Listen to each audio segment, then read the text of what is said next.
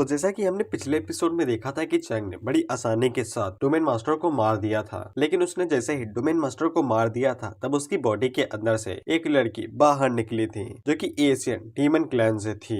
वैसे इस लड़की का नाम हानजी है फ्रॉम दी आगे की चैप्टर। और हानजी ने उन लोगों से कहा था कि वो सभी लोग या तो सरेंडर करें या फिर मारे जाएं। जिसके बाद उसने अपने टावर को नीचे बुलाया था और उसके अंदर चली गई थी। और ये टावर के अंदर सभी डीमंस अभी किले रह रहे हैं, आगे के चैप्टर से पता चला है। और हानजी जाते हुए चैंग से कहती है कि हमारी मुलाकात जरूर होगी लड़के। खैर इसके बाद चैंग वहाँ पे खड़ा रहता है और वो यही सोचता है कि अभी के लिए हानजी को जाने देना ही सही रहेगा। जिसके बाद हम लोग देखते हैं कि अपर वर्ल्ड का सारा मलबा नीचे आके गिरता है और हर तरफ तबाही मच जाती है और कई सारे लोग अपनी जान गंवा देते हैं। जिसके करीब आधे घंटे बाद हम लोग देखते हैं कि निंग अपनी स्पेस रिंग से अपनी एनर्जी को रिलीज करती है। तो उसने अपनी स्पेस रिंग के अंदर कई सारे लोगों को बचा के रख लिया था, जिससे कई सारे लोगों की जिंदगी बच चुकी थी। और वो सभी लोग इस बात से काफी ज्यादा खुश हो जाते हैं कि उन लोगों ने इतनी बड़ी आपदा को पार कर लिया है और वो सभी लोग फिर से जिंदा हैं। जिसके बाद वो सभी चैंग को शुक्रिया कहने लगते हैं पूरे क्योसो को बचाने के लिए। हम लोग देखते हैं कि चैंग ऐसे ही खड़ा था कि उसी टाइम पे वहाँ पे लिंग और बायुवे आती हैं जो कि चैंग के गले लग जाती हैं और उसे पूछती है कि चैंग सही सलामत तो है और उसने हानजी को जाने क्यों दिया।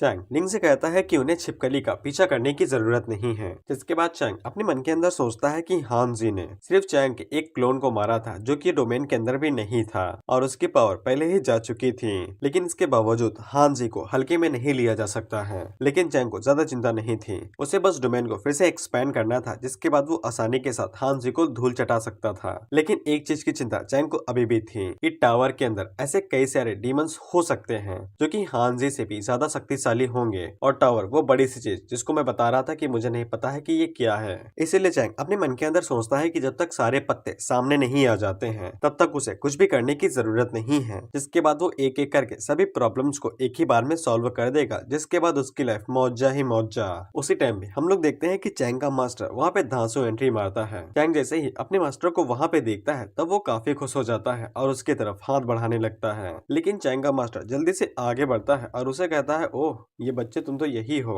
इसके बाद चैंग हाथ मिलाने के लिए अपने हाथ को आगे बढ़ाता है, लेकिन चैंग का मास्टर आगे से स्टाइलिश हाथ मिलाता है और उसके साथ यो करता है। जिसके बाद चैंग का मास्टर कहता है कि उसे पता है कि चैंग के पास कई सारे सवाल हैं, लेकिन अभी के लिए इनको साइड में रखते हैं क्योंकि जिस एनिमी का वो लोग सामना करने वाले हैं वो बहुत ज्यादा एक्स्ट्रा ऑर्डिनरी और भयंकर है, क्योंकि इनका वजूद अपर वर्ल्ड के इमोर्टल से भी कई गुना ज्यादा भयानक है, क्योंकि ये सभी एशियन कॉन्टिनेंट से आते हैं। जिसके बाद हमें एशियन कॉन्टिनेंट के बारे में बताया जाता है कि तबाही के टाइम पे एशियन कॉन्टिनेंट हुआ करता था, जिसके अंदर कई सारे रेसेस हुआ करते थे और उन्हीं में से हेवनली डीमन क्लैन एक था। और अच्छे खासे रिसोर्सेस को लेने के लिए कई सारे रेसेस ने आपस में फाइट करना शुरू कर दिया। ये फाइट लाखों सालों तक ऐसे ही चलती रही और कोई जीता तो कोई हारा, लेकिन इन सभी रेसेस के बीच में कोई पार्ट था जो कि इस लंबी लड़ाई की वजह से थक चुका था और वो लड़ाई को छोड़ के जाना चाहता था। इसीलिए वो सभी लोग एक साथ हुए जिन्होंने डायमेंशन को तोड़ के बाहर निकल गए उस एशियन रियलम के अंदर से। और ये लोग पहले मास्टर्स थे जो कि इमोर्टल डोमेन के अंदर रहने वाले थे, बेसिकली अपर वर्ल्ड के फाउंडर्स जिन्होंने अपर वर्ल्ड को बनाया था। लेकिन उसी टाइम पे इमोर्टल्स अपने वजूद को भूल चुके थे और ज्यादातर रिसोर्सेस को पाने के लिए वो लोग दरिंदे बन गए। जिसके बाद वो लोअर वर्ल्ड के ऊपर आए और वहाँ पे कत्लेआम मचाना शुरू कर दिया रिसोर्सेस को लेने के लिए। और चैंग का मास्टर उन्हीं में से एक था। और उस टाइम पे चैंग के मास्टर के पास कुछ यही तरह की लालसा थी कि उसे ताकतवर बनना है और वो गुस्से में पागल रहता था। इसीलिए वो लगातार खूना खचर मचाया जा रहा था और जो भी लोग उसके सामने आते वो उन सभी को मार देता है। और शायद से उस टाइम पे वहाँ पे मॉन्स्टर्स रहते थे, क्योंकि मुझे इंसान तो कहीं भी नहीं दिख रहे हैं। और चैंग का मास्टर इसी तरह से अपनी खूनी जिंदगी लोअर वर्ल्ड के ऊपर बिता रहा था। लेकिन एक दिन अचानक से उसका खून लोअर वर्ल्ड के लॉर्ड के आर्टिफैक्ट के ऊपर गिर गया और तब उस मैजिकल वेपन ने चैंग के मास्टर को एक इमेज दिखाई जहाँ पे एशियन कॉन्टिनेंट उनके ऊपर हमला कर रहा था और हर तरफ चाहे वो अपर वर्ल्ड हो या फिर लोअर वर्ल्ड हो, उस जगह पे चाहे जो भी हो वो सभी दर्दनाक मौत मर रहे थे। यानी कि एशियन कॉन्टिनेंट ने उनके ऊपर हमला कर दिया था जो कि वहाँ से भाग निकले थे। चैंग के मास्टर को बाद में पता चला कि वो मैजिक वेपन उन ओरिजिनल मैजिक वेपन से में से एक था जो कि एशियन कॉन्टिनेंट से पहली बार लाए गए थे। और चैंग के मास्टर को बाद में पता चला कि अपर वर्ल्ड के लोग जैसे जैसे फाइट करके एक दूसरे को मार रहे थे वैसे वैसे उनकी ब्लड लाइन के अंदर कोई चीज थी जो कि अवेकन हो रही थी, जिस वजह से एशियन कॉन्टिनेंट ने उनके बारे में पता लगाया और उन्हें पता चल गया कि वो लोग अभी कहाँ पे हैं। जिसके बाद चैंग का मास्टर समझ चुका था कि एशियन कॉन्टिनेंट अगर उनके पास आता है तो फिर उन सभी की लंका लग जाएगी।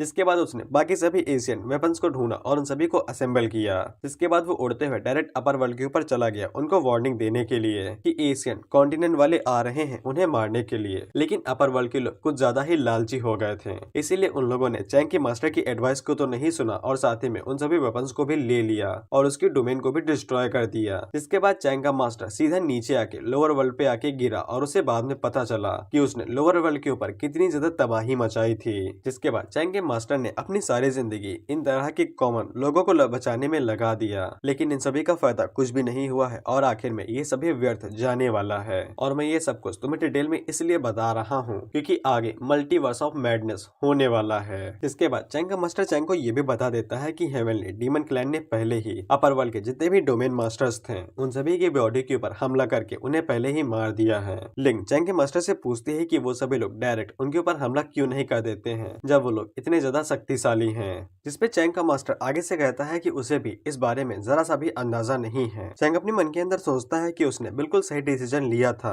कि उसने जल्दबाजी नहीं की और उस लड़की का पीछा नहीं किया। एशियन कॉन्टिनेंट बहुत ज्यादा रहस्यमय है और वो हजारों सालों से खुद को छुपाए हुए था, इसीलिए उनके पीछे जल्दबाजी में हमला करने का मतलब ये था कि मैं अपने ही पैर के ऊपर कुल्हाड़ी मार रहा था। इसके बाद चैंग सोचता है कि उसे सबसे पहले जरूरी चीजों को करना चाहिए, जैसे कि उसे क्योसो के जितने भी लोग मरे थे उन सभी को दोबारा जिंदा करना था। इसके बाद उसे जुआनचू के पास जाना था और उसे भी जगाना था। इसके बाद चैंग फिर से नीचे आता और जितने भी मास्टर को जिंदा किया था यानी सिटी लॉर्ड्स को, उनके साथ बैठ के इस मामले को कैसे सॉल्व करना है इस बारे में पूरी तरीके से बात करनी है। जिसके बाद चैंग सिस्टम से पूछता है कि उसे टोटल कितने पॉइंट देने पड़ेंगे क्योसो के हर एक किसी बंदे को दोबारा जिंदा करने के लिए। और तुम्हें याद होगा कि चैंग को एक नया सिस्टम मिला था कि वो मरे हुए को जिंदा कर सकता है अपने डोमेन के अंदर, तो चैंग उसी फंक्शन का यूज करने वाला है। जिसके बाद सिस्टम चैंग को बताता है कि उसने अपर वर्ल्ड के अंदर जो तबाही मचाई थी और जितने सारे इमोर्टल्स को मारा था उन सभी की फील्ड वैल्यू टोटल 95 करोड़ होती है। लेकिन क्योसो के लोगों को दोबारा जिंदा करने के लिए करीब 400 मिलियन पॉइंट की जरूरत पड़ेगी। यानी कि चैंग अगर उन सभी को फिर से जिंदा करता है तब उसके पास ले दे के कुछ भी नहीं बचेगा और उसके सारे फील्ड पॉइंट चले जाएंगे। जिस पर चैंग सिस्टम को पकड़ता है और उसके ऊपर चिल्लाते हुए कहता है कि साले तुम सिस्टम हो या फिर ट्रेडिंग ऐप, इधर मैं जितने पॉइंट कमाता हूँ तुम उन्हें तुरंत लॉस करवा देते हो। साला तुम पक्का कोई ट्रेडिंग ऐप हो, सिस्टम नहीं हो। इस पे सिस्टम उससे कहता है कि इसमें मेरी गलती थोड़ी ना है, ये सब तुम्हारी वजह से ही होता है क्योंकि तुम फालतू में ही सभी क्लोन्स के ऊपर यूं पैसे उड़ाते जा रहे थे। खैर चैंग सिस्टम से कहता है कि कोई भी बात नहीं है, जितने भी पॉइंट है उन सभी का यूज करो और जितने भी लोग मरे हुए थे उन सभी को दोबारा जिंदा कर दो। इस पे सिस्टम भी चैंग के ऊपर फिदा हो जाता है और कहता है कि होस्ट आपने ये सही काम किया है। इसके बाद सिस्टम लाइफ एंड डेथ को कंट्रोल करने वाले फंक्शन को एक्टिवेट करता है और डोमेन के अंदर जितने भी लोग मरे थे उन सभी को दोबारा जिंदा कर देता है। स्टेट लॉर्ड मर के जिंदा होते हैं और कहते हैं कि साला हम तो मर गए थे, दोबारा कैसे जिंदा हो गए। खैर हम देखते हैं कि जितने भी लोग जिंदा हुए थे वो सभी अपने प्यारे प्यारे लोगों से मिलने लगते हैं और कहते हैं कि हमें खुशी हुई कि मैं तुम्हें दोबारा देख पा रहा हूँ। जिससे भाई लिंग तो हैरान हो ही जाती है। साथ ही में चैंगा मास्टर आगे से कहता है कि ये तो नामुमकिन है, ये कैसे पॉसिबल हो सकता है। इसके बाद हम लोग उस लड़के को देखते हैं जिसकी बॉडी को सीटिया ने कब्जे में कर लिया था और वो भी दोबारा जिंदा हो जाता है। जिसके बाद वो बंदा अपनी बहन से मिल जाता है और वो दोनों ही काफी ज्यादा खुश हो जाते हैं। जिसके बाद हम लोग चैंग को देखते हैं जो कि यहाँ से डायरेक्ट वो जगह पे टेलीपोर्ट हो जाता है जहाँ पे निंग रैंग और जुआनचू थी। निंग रैंग जैसे ही चैंग को अपने सामने देखती है तो वो चैंग से कहती है कि उसने अपने प्रॉमिस को पूरा किया है, इसीलिए चैंग को भी अपने प्रॉमिस को पूरा करना पड़ेगा। लेकिन चैंग आगे से उसे कोई भी जवाब नहीं देता है और वो सिस्टम से पूछता है कि जुआनचू अभी तक उठी क्यों नहीं है। जिसपे सिस्टम चैंग को बताता है कि जुआनचू की सोल बुरी तरीके से डैमेज है, इसीलिए वो अवेकन नहीं हो सकती है। उसी टाइम पे सिस्टम चैंग को बताता है कि एक नया मिशन मिला है स्पेशल इफेक्ट के साथ और वो मिशन था कि उसे जुआनचू को फिर से उठाना है। सिस्टम चैंग को बताता है कि उसे जुआनचू को कैसे उठाना है। जुआनचू की सोल बुरी तरीके से डैमेज हो चुकी है, इसीलिए सिंपल तरीकों से वो कोई भी तरह की असर नहीं दिखाएगी और न ही वो उठेगी। इसीलिए चैंग को एक आर्टिफैक्ट का यूज करना पड़ेगा जिसका नाम है हेवन एंड अर्थ, जिसकी मदद से चैंग जुआनचू की टूटी हुई सोल को फिर से रिकवर कर सकता है और जिससे जुआनचू उठ जाएगी। और चैंग जैसे इस मिशन को पूरा कर लेगा तब उसे रिवॉर्ड के तौर पे ये चीज दी जाएगी कि चैंग अपने करंट पॉइंट्स को डबल कर सकता है। खैर चैंग को याद आता है कि उसके मास्टर ने भी इसी तरह से मैजिक वेपन के बारे में बताया था जिसके पास बिल्कुल same source of heaven and earth थी। इसके बाद सिस्टम चैंग को यह भी बताता है कि उसने नए वर्जन को ढूंढ लिया है जो कि 6.0 था, लेकिन चैंग को अपडेट करने के लिए कुछ कंडीशंस को पूरा करना पड़ेगा कि चैंग को पूरा क्योसो कॉन्टिनेंट को इमोर्टल डोमेन में बदलना पड़ेगा, जिसके बाद चैंग आसानी के साथ अपने डोमेन को अपग्रेड कर सकता है। और चैंग जैसे ही अपने डोमेन को अपग्रेड कर लेगा तब उसे एक नया फंक्शन मिलेगा जिसका नाम था 10,000 इमोर्टल ट्रेजरी, जिसको देख के चैंग अपने मन के अंदर सोचता है कि ये चल क्या रहा है भी। अगर मैं पूरे क्योसो कॉन्टिनेंट को कवर करना चाहता हूँ तो फिर तुम्हें पता भी है कि मुझे कितने ज्यादा पॉइंट की जरूरत पड़ेगी। जिसपे सिस्टम आगे से बताता है कि चैंग को टोटल 2 बिलियन पॉइंट की जरूरत पड़ेगी, यानी कि 2 अरब पॉइंट। जिसपे चैंग सिस्टम के ऊपर चिल्लाते हुए कहता है तुम्हारा दिमाग तो नहीं खराब है, मैं कोई अंबानी का बेटा नहीं हूँ। जिसपे सिस्टम चैंग को बताता है कि जब वो मिशन को पूरा कर लेगा तब उसे पॉइंट तो मिलेंगे ही, साथ ही वो मिशन के दौरान भी कई सारे पॉइंट्स को इकट्ठा करेगा। जिसके बाद जब वो इस मिशन को पूरा कर लेगा तब उसे रिवॉर्ड के तौर पे अपने पॉइंट को डबल करने का रिवॉर्ड मिलेगा। तब चैंग के पास कितने ज्यादा पॉइंट हो जाएंगे, जिससे चैंग को समझ में आ जाता है कि सिस्टम उसे ललचा रहा है मिशन पूरा करवाने के लिए। खैर चैंग को ये सब कुछ करना ही था तो फिर इसमें कोई भी दिक्कत नहीं थी और वो मिशन को एक्सेप्ट कर लेता है। जिसके बाद हम लोग लोअर वर्ल्ड के साहुआ डोमेन को देखते हैं और मैंने पहले ही बता दिया था कि डोमेन को तुम लोग एक तरह से सेक्ट समझ सकते हो जब तक चैंग की बात नहीं आती है। और ये 10,000 डोमेन्स में से एक है जो कि लोअर वर्ल्ड के अंदर स्थित है। हम देखते हैं कि साहुआ डोमेन को भी ये नोटिस दिया गया था कि 10 दिनों के अंदर अपने पूरे इलाके को सरेंडर कर दो या फिर हमारे साथ फाइट करो। और फाइट में इन सभी का मरना तय था क्योंकि इन सभी की फाइट हेवनली डीमन क्लैन के खिलाफ थी। हम देखते हैं कि डोमेन के ताकतवर लोग आपस में बात कर रहे थे कि वो लोग ऐसे किसी के सामने सरेंडर कर सकते हैं। कैरेसो टाइम पे हांजी उन लोगों से कहती है कि तुम्हारे पास 10 दिन है, 10 दिनों के अंदर या तो सरेंडर करो या फिर हमसे फाइट करो।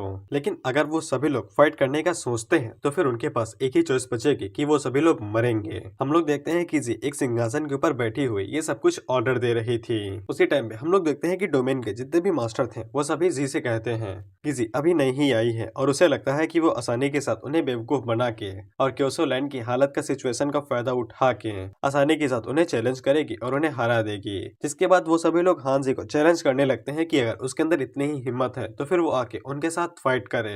जिसपे हांजी आगे से कहती है कि उसने कभी सोचा भी नहीं था कि उन लोगों के पास भी सेल्फ स्टीम नाम की कोई चीज होगी, लेकिन एक चीटी के लिए ये सभी चीजें बेकार हैं। उन्हें ये पता होना चाहिए कि उनकी औकात क्या है।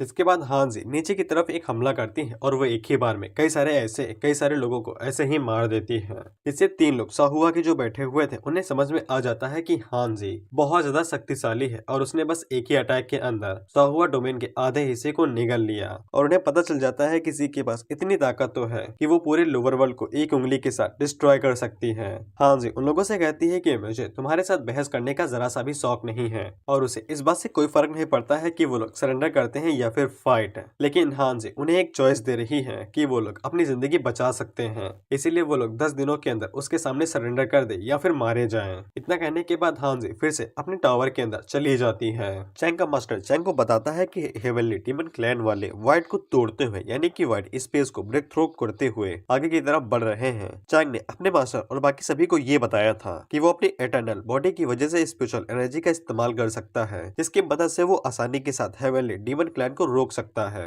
इसीलिए चैंग को एक आर्टिफैक्ट की जरूरत पड़ेगी जिससे वो ज्यादा स्पिरिचुअल एनर्जी को एब्जॉर्ब कर सके। और चैंग ने उन्हें सिस्टम के बारे में नहीं बताया था, उसने बस इतना ही बताया था कि उसके पास इंटरनल बॉडी के कई सारे रहस्यमय टेक्निक्स हैं जिनका वो इस्तेमाल स्पिरिचुअल एनर्जी के तौर पे करता है, इसीलिए उसको आर्टिफैक्ट की जरूरत पड़ेगी। और उसके जो इनविजिबल डोमेन थी वो उन लोगों को दिखाते हुए बताता है कि ये उसकी स्पिरिचुअल एनर्जी से बना हुआ मैजिक सर्कल है और हेवनली डीमन क्लैन वाले कभी भी इसके अंदर नहीं आ पाएंगे। लेकिन चैंग को स्पिरिचुअल एनर्जी की जरूरत पड़ेगी जिससे वो और ज्यादा अपने मैजिक सर्कल को एक्सपेंड कर सकता है। लेकिन चैंग का मास्टर उन्हें बताता है कि उसे जितना आर्टिफैक्ट के बारे में पता है तो वो सभी आर्टिफैक्ट अलग अलग तरह के रियल्म्स के अंदर जा चुके हैं और वहां पे पड़े हुए हैं। और चैंग के मास्टर के पास एक सिर्फ आर्टिफैक्ट बचा है जो कि उसके डोमेन में है, लेकिन उसे लाना भी काफी ज्यादा मुश्किल हो सकता है। लेकिन सबसे बड़ी बात यह है कि हेवनली डीमन क्लैन ने ये कह दिया है कि वो अगले 10 दिनों के अंदर हमला कर देंगे और अगर ये लोग आर्टिफैक्ट को ढूंढने के लिए भी जाते हैं तो फिर काफी देर हो जाएगी क्योंकि तब तक ये पूरा आइलैंड डिस्ट्रॉय हो जाएगा। उसी टाइम पे लिंग चैंग के मास्टर से पूछती है कि वो सभी आर्टिफैक्ट दिखते कैसे हैं और उनकी खासियत क्या है जिसकी वजह से वो लोग उन आर्टिफैक्ट्स को जल्दी ढूंढ सकते हैं। चैंग का मास्टर आगे से बताता है कि उन आर्टिफैक्ट्स को किसी ऐसी जगह पे होना चाहिए जहाँ पे स्पिरिचुअल एनर्जी बहुत ज्यादा होगी, जैसे कि कोई माउंटेन जो कि इमॉर्टल होगा और साथ ही में उसकी जो ब्लेसिंग होगी वो किसी नॉर्मल ब्लेसिंग से कई गुना ज्यादा शक्तिशाली होगी। और क्योंकि उस आर्टिफैक्ट की स्पिरिचुअल एनर्जी बहुत ज्यादा होगी इसलिए वो जहाँ पे भी स्थित होगा वहाँ पे जो नॉर्मल कीड़े मकोड़े होंगे, जो जानवर होंगे, उनके पैदा होने में और उनके साइज में काफी ज्यादा दिक्कतें होंगी। या तो वो बड़े होंगे या फिर वो छोटे होंगे या फिर इवॉल्व हो जाएंगे। बायुवे जैसे ही इस बात को सुनती है तो उसे कुछ काफी अजीब लगता है और वो उन लोगों से बताती है कि अगर कोई ऐसी जगह के बारे में बात कर रहा है तो फिर उसे एक ऐसी जगह के बारे में पता है। उनका एशियन डिमन फॉक्स क्लैन काफी ज्यादा बड़ा है, इसीलिए उनकी एक ब्रांच किंगफेंग डोमेन के अंदर भी है। और निंगजो के मुताबिक किंगफेंग डोमेन के अंदर बहुत ज्यादा स्पिरिचुअल एनर्जी होती है और साथ ही में वहाँ के जो क्रिएचर्स होते हैं वो नॉर्मल के मुकाबले में बहुत ज्यादा बड़े होते हैं। यहाँ तक कि वहाँ की एक लीग के पास एक यूनिक इफेक्ट है, जिससे अगर कोई भी घायल जीव वहाँ पे जाता है तो वो हील हो जाता है और वो पूरी तरीके से ठीक हो जाता है। चैंग के मास्टर आगे से कहता है 100% ये आर्टिफैक्ट की वजह से होता है। चैंग उससे पूछता है कि उन्हें यकीन है, जिसपे चैंग का मास्टर आगे से कहता है कि बिल्कुल। जिसके बाद वो उन लोगों से कहता है कि हमें दो दो अलग तरह के ग्रुप्स में डिवाइड होना जाना चाहिए। मैं इमॉर्टल डोमेन में जाता हूँ वहाँ पे उस ट्रेजर को ढूंढने के लिए और तुम लोग नीचे जाके उस जगह पे ढूंढो। जिसके बाद चैंग बायुवे से कहता है कि जितनी जल्दी हो सके मुझे रास्ता दिखाओ, हम लोगों को तुरंत वो फ्रेगमेंट चाहिए। इसके बाद चैंग का मास्टर अपनी डोमेन रियलम में चला जाता है उस आर्टिफैक्ट को ढूंढने के लिए जो ऊपर छूट गया था। हम लोग देखते हैं कि चैंग बायुवे के साथ जाने से पहले चैंग सिस्टम से कहता है कि सिस्टम फील्ड वैल्यू का इस्तेमाल करके जितनी जल्दी हो सके उतनी जल्दी एक अवतार बनाए जिसका लेवल इमॉर्टल रॉड जितना होगा। और कुछ ही देर में सिस्टम उसके लिए नया क्लोन बना देता है और उस क्लोन का ऑरा इतना ज्यादा डरावना और भयानक होता है कि बायुवे और लिंग दोनों अपने मन के अंदर सोचती हैं कि चैंग की बॉडी का क्लोन इतना ज्यादा शक्तिशाली है तो फिर उसकी मेन बॉडी किस रियलम पे होगी। लिंग अपने मन के अंदर सोचती है कि चैंग पहले ही इतना ज्यादा ताकतवर हो चुका है तो फिर लिंग को सदियां बीत जाएंगे उसके लेवल तक पहुंचने के लिए। और चैंग जाने से पहले लिंग से कह के जाता है कि अगर कॉन्टिनेंट के ऊपर जरा सा भी खतरा महसूस हो तो लिंग जल्दी से उसकी रियल बॉडी को जगा दे। जिसपे लिंग एक्साइटेड होकर आगे से कहती है कि वो चैंग की बॉडी का पूरा ख्याल रखेगी। जिसके बाद चैंग बायुवे को लेता है और किंगफेंग डोमेन की तरफ आगे बढ़ने लगता है। जिसके बाद वो लोग पोर्टल के अंदर जाते हैं और जगह पे पहुंच जाते हैं जिसको किंगफेंग डोमेन कहा जाता है। और ये पूरी की पूरी डोमेन एशियन फॉक्स क्लैन की एक नई ब्रांच है। लेकिन जब वो दोनों उस डोमेन के अंदर पहुंचते हैं तब चैंग बायुवे से पूछता है कि उसको पक्का यकीन है कि यही जगह किंगफेंग डोमेन है। बायुवे कहती है कि ऐसा होना नामुमकिन है, दरअसल उनकी टेरिटरी के अंदर किसी ने हमला कर दिया था और पूरी की पूरी डोमेन डिस्ट्रॉय हो चुकी थी। लेकिन बायुवे को समझ में नहीं आ रहा था कि एशियन फॉक्स क्लैन की ब्रांच के साथ ऐसा कौन कर सकता है और उन्हें लगता है कि ऐसा हेवनली डीमन क्लैन ने किया होगा। चैंग कहता है कि ऐसा हो सकता है, इसलिए हमें जितनी जल्दी हो सके उतनी जल्दी आर्टिफैक्ट को ढूंढना पड़ेगा। बायुवे बताती है कि सीक्रेट रियलम के अंदर जाने के लिए उन्हें माउंटेन से होते हुए फॉक्स क्लैन तक जाना पड़ेगा, लेकिन उसके अंदर भी जाने के लिए उनके पास ग्रेट सील का होना जरूरी है। लेकिन जब किंगफेंग डोमेन पूरी तरीके से डिस्ट्रॉय हो चुकी है तो फिर सील का नामो निशानी नहीं बचा होगा। लेकिन उसी टाइम पे उन दोनों को सुनाई देता है कि कोई किसी के ऊपर जुर्म कर रहा था। और जब वो दोनों अपने साइड में देखते हैं तब वहाँ पे कई सारे लोग थे जो कि गरीब और मासूम लोगों को ऑर्डर दे रहे थे कि अगर उन्हें सीक्रेट रियलम के अंदर जाना है तो फिर उन्हें उन लोगों का कहना मानना पड़ेगा। वो लोग उस बंदे से पूछते हैं क्या इस बात के ऊपर पूरा यकीन है। इस पे वो बंदा आगे से कहता है कि उनके मास्टर ने अकेले ही पूरे हेवनली फॉक्स क्लैन को डिस्ट्रॉय कर दिया और साथ ही में उनकी ग्रेट सील को भी ले लिया है और उसे ये भी पता चला है कि यहाँ पे एक अजीब सी सीक्रेट रियलम भी है, इसीलिए इंसानों के पास बचने का अभी भी चांस बचा हुआ है, इसलिए उन लोगों को उन्हें फॉलो करना पड़ेगा। लेकिन हम लोग बायुवे को देखते हैं और उसे जैसे ही पता चलता है कि इन लोगों ने उसके लोगों को मारा है तो फिर उसे बहुत तेज गुस्सा आता है और वो उनके ऊपर हमला करने के लिए आगे बढ़ने लगती है। लेकिन चैंग उसे रोक लेता है और उसे बताता है कि उसे गुस्से में गलत कदम उठाने की जरूरत नहीं है। बायुवे आगे से कहती है लेकिन उन्होंने मेरे लोगों को मारा है, मैं उन्हें कैसे छोड़ सकती हूँ। चैंग उसे कहता है कि मेरा ये मतलब नहीं था। चैंग उसे बताता है कि हेवनली डीमन क्लैन उनके ऊपर नजर रखे हुए हैं, इसलिए उन लोगों को लो प्रोफाइल रहना पड़ेगा जिससे वो लोग किसी भी मुसीबत को मोल न ले। दूसरी बात, ये लोग बहुत ज्यादा कमजोर है लेकिन इनके पास कोई घोस्ट है और ये लोग इतने कमजोर है लेकिन इसके बावजूद ये लोग सीक्रेट रियलम के अंदर जाना चाहते हैं जो कि बहुत ज्यादा खतरनाक है। इसका मतलब यही हुआ कि इनके पास कोई न कोई पैरासाइट है। पैरासाइट का मतलब कोई मोहरा जो कि सीक्रेट रियलम के अंदर छुपा हुआ है। और तीसरा कि इन लोगों को गोल बिल्कुल चैंग की तरह ही है, ये लोग भी यहाँ पे हिडन रियलम के अंदर जाना चाहते हैं और उस आर्टिफैक्ट को लेना चाहते हैं। इसीलिए अगर वो उन लोगों को पहले मिल जाता है तो फिर चैंग को ज्यादा मेहनत नहीं करनी पड़ेगी और वो इनसे छीन लेगा। जिसके बाद चैंग बायुवे के आंसू पोंछते हुए कहता है कि चिंता नहीं करो, जब ये सारा काम खत्म हो जाएगा तो फिर चैंग बायुवे को अपने हाथों से इन लोगों को मारने देगा जिससे वो अपने लोगों का बदला ले सकेगी। बायुवे चैंग से कहती है तो फिर हमें उनका पीछा करना चाहिए। चैंग आगे से बताता है कि वो लोग उनका पीछा करने से खतरे को अवॉइड नहीं कर सकते हैं और उसे अभी भी नहीं पता है कि इन लोगों का असली मकसद क्या है सीक्रेट रियलम के अंदर जाने के लिए। लेकिन उसे अंदाजा लग जाता है कि उनका मकसद जरूर न जरूर आर्टिफैक्ट से लेना देना होगा, इसीलिए चैंग फैसला करता है कि वो कुछ नया करेगा। जिसके बाद हम लोग देखते हैं कि ग्रुप के बीच में कुछ लोग आपस में लड़ाई कर रहे थे कि उन्हें फॉक्स क्लैन को मारने की जरूरत नहीं थी, वो उनकी रक्षा भी कर सकता था। लेकिन एक बंदा आगे से कहता है कि बीस्ट कभी भी अच्छे नहीं होते हैं और उन्हें मार देना ही सही था। उसी टाइम में हम लोग देखते हैं कि चैंग और बायुवे उनके पास आते हैं और उन दोनों की हालत बिल्कुल खराब थी। चैंग उन लोगों से कहता है कि वो लोग बहुत ज्यादा घायल हैं और लोगों को पता चला है कि ये लोग किसी सीक्रेट रियलम के अंदर जा रहे हैं जो कि युद्ध की आगों से इन्हें बचा सकता है। इसीलिए वो दोनों उनसे कहते हैं कि वो लोग उनके ऊपर ये एहसान कर दें। ग्रुप का लीडर बहुत जल्दी ही मान जाता है चैंग को अपने साथ लेने के लिए, क्योंकि उसे पूरा यकीन था कि चैंग जैसे ही सीक्रेट रियलम के अंदर कदम रखेगा तो फिर वो एक झटके में ही मारा जाएगा और वो जल्दी ही मारा जाएगा। जिसके बाद वो बायुवे को अपने पास रख लेगा। बेसिकली इसके बायुवे के ऊपर गंदी नजर थी और मैं ऑथर को बता दूं कि बायुवे के ऊपर गंदी नजर सिर्फ मैं और मेरे सब्सक्राइबर रख सकते हैं और कोई भी नहीं।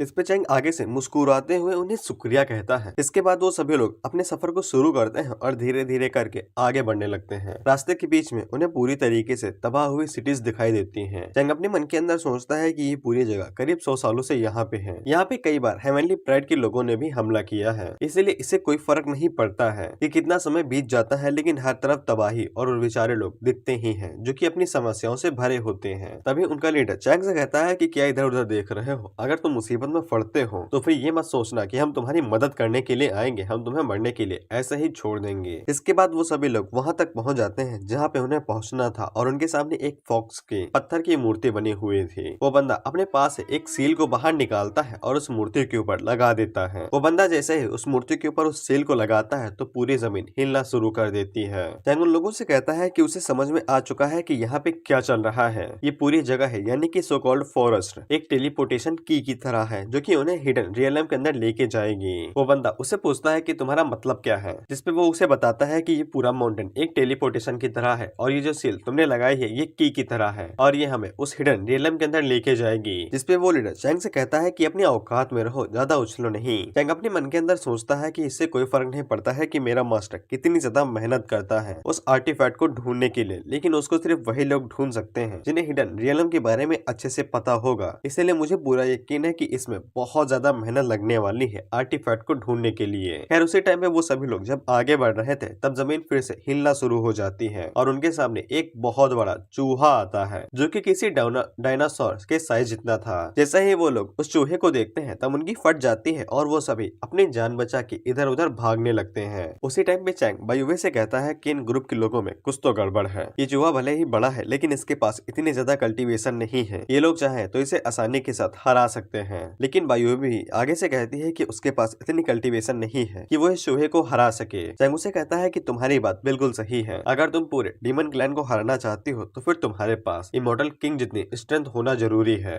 और चैंग को यकीन हो जाता है कि उन लोगों को कोई ना कोई सपोर्ट कर रहा है। इसके बाद चैंग के मन के अंदर कुछ शैतानी प्लान सोचता है और वो अपने पास से एक तलिस्मा बाहर निकालता है जिनके पास सिस्टम की कुछ पावर थी, यानी कि इन तलिस्मा के अंदर सिस्टम की कुछ पावर है। जिसके बाद चैंग उस तलिस्मा को उस चूहे की तरफ फेंक देता है और वो तलिस्मा जैसे ही चूहे से टकराता है तो वो चूहा बजर्क स्टेट में चला जाता है और भागते हुए उन सभी लोगों के ऊपर हमला कर देता है। जिसके बाद चैंग आगे से नौटंकी करने लगता है कि उनके ऊपर मॉन्स्टर हमला कर रहा है और वो ग्रुप के लीडर से कहता है कि वो जितने जल्दी हो सके अपनी बिग सील का इस्तेमाल करें उन्हें फिर से उस जगह पे भेजने के लिए जहाँ पे वो लोग थे और वो लोग और ज्यादा पैराडाइज के अंदर नहीं जाना चाहते हैं, नहीं तो वो लोग अभी के अभी मारे जाएंगे। जिससे बाकी जितने भी नॉर्मल लोग थे वो सभी भी आगे से कहते हैं कि हमें वापस भेज दो, अगर हम लोग डीमन क्लैन के पास रहते हैं तो कम से कम 10 दिन तक तो जिंदा रह ही लेंगे, लेकिन यहाँ पे ये चूहा तो आज ही हमें यहीं पे खत्म कर देगा। जिसपे ग्रुप का लीडर उन्हें लात मार के पीछे कर देता है और उनसे कहता है कि तुम्हें इस चूहे से इतना क्यों डर लग रहा है। इसके बाद वो लीडर अपने लोगों से कहता है कि मेरे साथ चलो, हम लोग उस चूहे को यहीं पे मार देंगे। जिसके बाद वो सभी लोग मिलके उस चूहे के साथ फाइट करने लगते हैं। वहीं पे चैंग अपने मन के अंदर सोचता है कि ये लोग सच में नौसिखिए हैं। एक लीडर जो कि एकदम सेम रियलम पे है जिस रियलम पे वो चूहा है और कुछ छोटे मोटे कीड़े उसके खिलाफ फाइट करने जा रहे हैं, लेकिन इससे मेरा ही फायदा होगा। जब तक ये लोग उसके साथ फाइट करते हैं तो फिर इनके ग्रुप का लीडर मुझे अपने सारे सीक्रेट्स के बारे में बता देगा और इससे मेरा ही फायदा होगा। जिसके बाद चैंग आगे से उस बंदे को भाई चीयर करने लगता है और कहता है कि वो यहाँ से भाग नहीं सकता है, उसे चूहे के साथ फाइट करना ही पड़ेगा, फिर चाहे जो भी हो जाए। और वहीं पे बायुवे भी चैंग के साथ उसे चीयर करने लगती है जिससे उस बंदे की और ज्यादा जलने लगती है और वो बंदा अपने मन के अंदर सोचता है कि अगर उसने अपने ही लोगों का यूज नहीं किया तो फिर वो यहाँ पे मारा जाएगा। जिसके बाद वो बंदा अपने 2 लोगों को पकड़ता है और उनकी एनर्जी को एब्जॉर्ब कर लेता है और बेशक वो दोनों मारे जाते हैं। चैंग अपने मन के अंदर सोचता है कि इसने अपने लोगों की पावर को एब्जॉर्ब करके गॉड ट्रांसफॉर्मेशन से डायरेक्ट वर्ड रिफाइनमेंट में चला गया है, जो कि इतना बुरा नहीं है। जिसके बाद चैंग अपने मन के अंदर सोचता है कि ये चूहा अकेले इन सभी की कवर खोदने के लिए काफी नहीं होगा। इसलिए वो अपने पास से और कई सारे तलिस्मास को बाहर निकालता है, जिसके बाद वो उन सभी को जंगल के अंदर जितने भी बचे कुचे बीस्ट थे उन सभी के ऊपर फेंक देता है। और वो तलिस्मा जैसे ही उनसे छूते हैं तो वो सभी बीस्ट बौरा जाते हैं और भागते हुए उन सभी के ऊपर हमला करने के लिए रेडी हो जाते हैं। इधर हम लोग देखते हैं कि उनके ग्रुप के लीडर ने कुछ लोगों के साथ मिलकर उस चूहे को मार गिराया था, लेकिन वो दोनों खुशी हो ही रहे थे कि उसी टाइम पे उन्हें जंगल से और ज्यादा आवाजें आने लगती है। और उसी टाइम पे हम लोग देखते हैं कि 3 बीस्ट जंगल के अंदर से बाहर निकलते हैं और डायरेक्ट उन सभी लोगों के ऊपर हमला कर देते हैं,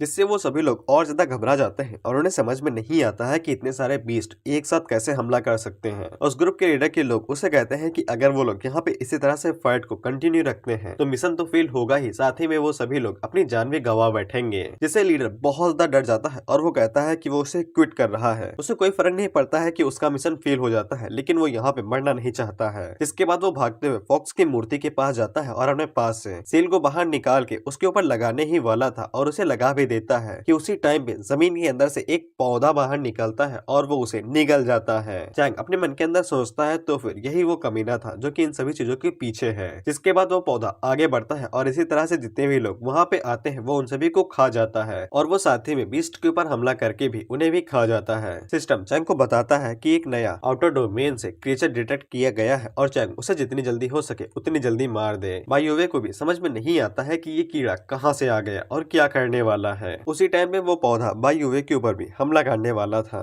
लेकिन उसी टाइम पे चैंग आगे बढ़ता है जो कि बायुवे को कमर से पकड़ता है और उसे अटैक से बचा लेता है। बायुवे बताती है कि यही वो बंदा है जिसने पूरे फॉक्स डीमन क्लैन को मारा है। वो पौधा भी आगे से कहता है कि वो लड़की बहुत ज्यादा स्मार्ट है, यानी कि बायुवे, लेकिन वो चैंग से भी यही कहता है कि चैंग इतना ज्यादा सिंपल नहीं है। चैंग ने उसके जितने भी सर्वेंट थे यानी कि बीस्ट उन्हें अपने बस में किया, जिसके बाद वो उनकी मदद से इन लोगों को मरवाना चाहता था। चैंग उससे पूछता है क्या तुम भी उन्हीं लोगों में से एक हो जिन्होंने फॉक्स डीमन क्लैन को मारा था, लेकिन वो पौधा आगे से ये कहता है कि तुम दोनों मरना डिजर्व करते हो। इस पौधे का नाम है आई ऑफ मर्डर और ये इमोर्टल सोर्वेन रियलम पे है। चैंग अपने मन के अंदर कहता है कि इसमें कोई भी शक नहीं है कि उसके पास वही खुशबू आ रही है जो आर्टिफैक्ट के पास आती थी, बेशक इसी के पास वो आर्टिफैक्ट है। हम लोग देखते हैं कि मर्डर आगे से कहता है कि तुम लोग बहुत ज्यादा गिल्टी हो, तुमने मेरे सर्वेंट को ट्रिक किया, जिसके बाद उनकी मदद से तुमने यहाँ पे जितने भी लोग थे उन सभी को भगा दिया, नहीं तो मैं उनकी स्पिरिचुअल एनर्जी को एब्जॉर्ब करके उनका मीठा खून पीने ही वाला था, लेकिन तुमने मेरे पूरे प्लान की धज्जियां उड़ा दी और उसे बर्बाद कर दिया।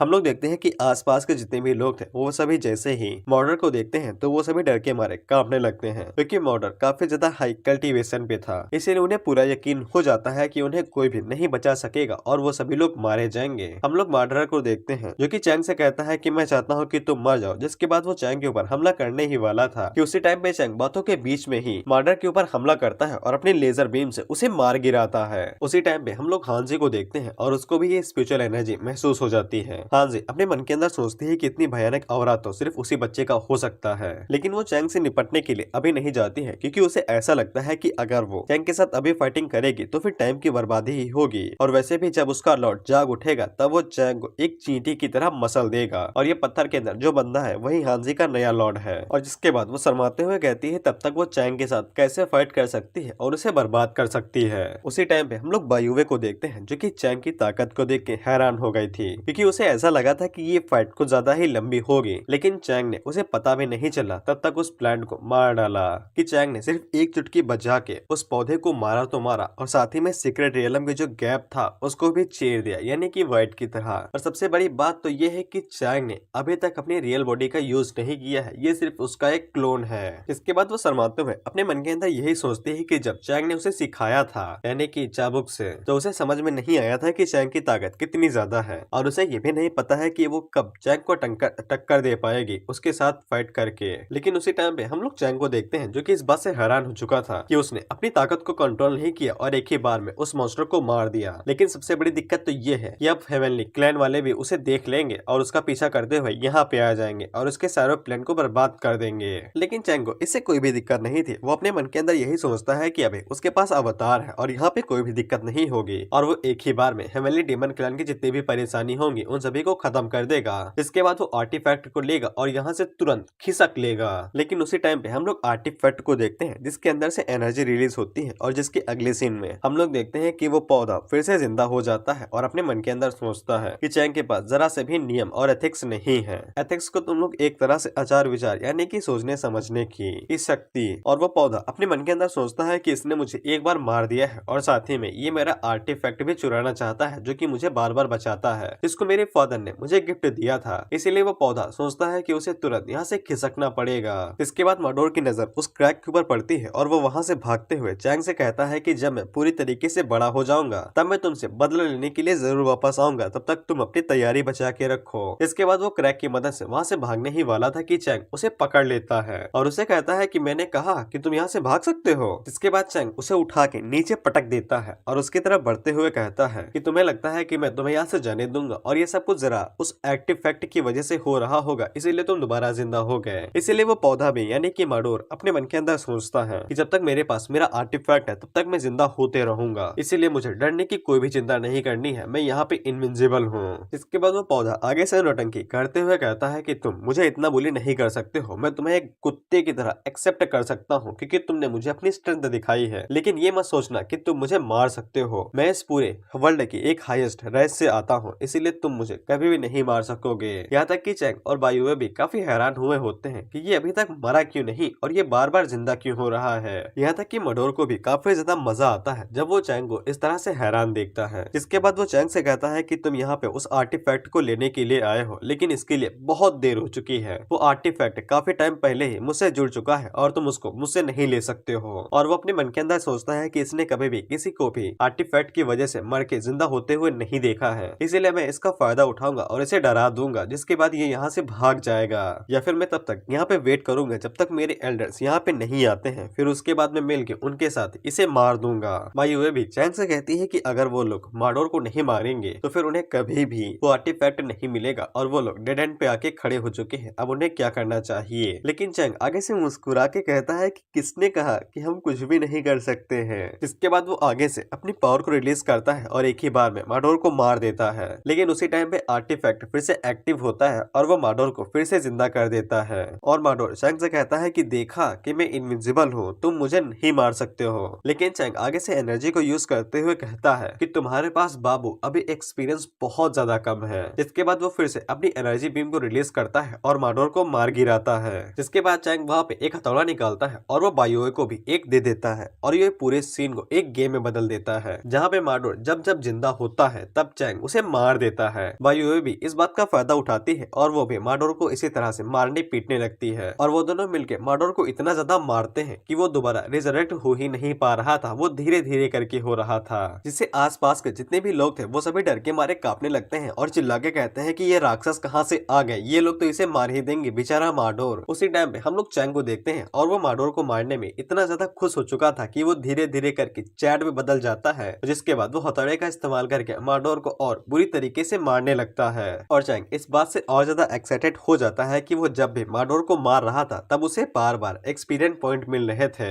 इसलिए वो बेचारा चैट में बदल चुका था। इसके बाद अगला सीन 2 घंटे बाद का होता है। हम लोग माडोर को देखते हैं जो कि बेचारा बहुत बुरी हालात में आ चुका था और वो धीरे धीरे करके हील हो रहा था, यानी कि एक उंगली के तिनके जितना। जिससे चैंग समझ जाता है कि जो आर्टिफैक्ट है वो माडोर को बस लिमिटेड मात्रा में ही एनर्जी देता है, जिसकी मदद से वो दोबारा रिजरेक्ट होता है। लेकिन अगर एक बार वो लिमिट खत्म हो जाती है तो फिर माडोर बहुत धीरे धीरे करके रिजनरेट होगा। यहाँ तक कि चैंग को लगा था कि उसे आर्टिफैक्ट ढूंढ के निकालने में काफी ज्यादा मेहनत लगेगी, लेकिन उसे इतनी आसानी के साथ आर्टिफैक्ट मिल गया और साथ ही में पॉइंट भी। इसके बाद चैंग आर्टिफैक्ट को माडोर की बॉडी से बाहर निकाल लेता है और वो अपने मन के अंदर सोचता है कि वो इस आर्टिफैक्ट का यूज किसी फिजिकल रिलेशन के चलते नहीं कर सकता है, यानी कि माडोर ने इसे अपनी बॉडी के अंदर घुसेड़ लिया था, लेकिन चैंग तो ऐसा नहीं कर सकता है ना, इसलिए वो सोचता है कि चैंग इसे किसी दूसरे तरीके से इस्तेमाल करेगा। इसके बाद उसकी नजर कुछ बॉल्स के ऊपर पड़ती है जो कि माडोर की डीमन आई से नीचे गिरे थे। जिसके बाद चैंग सिस्टम से पूछता है कि बताओ ये कौन सी चीज है और इनका किस तरह से इस्तेमाल किया जा सकता है। सिस्टम चैंग को बताता है कि ये क्लाउड रिंग इमोर्टल पिल्स है और इनका इस्तेमाल इमोर्टल पिल की तरह किया जा सकता है, लेकिन इनका जो असर होगा वो थोड़ा सा ज्यादा होगा इमोर्टल पिल्स के मुकाबले में। चैंग भी उन पिल्स को देखते हुए अपने मन के अंदर सोचता है कि ये बहुत ज्यादा कम है, मैं इनका इस्तेमाल ज्यादा अच्छे से नहीं कर पाऊंगा, लेकिन इनका इस्तेमाल कर भी सकता हूँ। इसके बाद चैंग एक पिल बायुवे को दे देता है और उससे कहता है कि इसे खा लो। बायुवे उस पिल को खाती है और कल्टीवेट करने के लिए पेड़ के पास बैठ जाती है। इसके बाद चैंग वहाँ पे जो भी नॉर्मल लोग बचे हुए थे उन सभी कहता है कि बाहर आओ। वो सभी लोग जब बाहर आते हैं तब चैंग उनसे कहता है कि चैंग उन लोगों को प्रोटेक्ट कर सकता है और साथ ही में उन्हें ताकत भी दे सकता है, जिसकी मदद से वो लोग डीमन क्लैन के साथ फाइट कर सकते हैं। लेकिन उसका प्राइस सिर्फ एक ही चीज है कि इन सभी लोगों को चैंग के सामने सरेंडर करना पड़ेगा। वो सभी लोग इस बात से काफी ज्यादा खुश हो जाते हैं और चैंग से कहते हैं कि अगर चैंग उन्हें ताकतवर बना सकता है तो फिर वो लोग चैंग के लिए कुछ भी करेंगे। चैंग आगे से कहता है कि ये बहुत अच्छी बात है, जिसके बाद वो अपने पास से पिल्स निकालता है और उन लोगों को खाने के लिए दे देता है और उनसे कहता है कि ये पिल तुम्हारे ताकतवर बनने का पहला कदम होगी।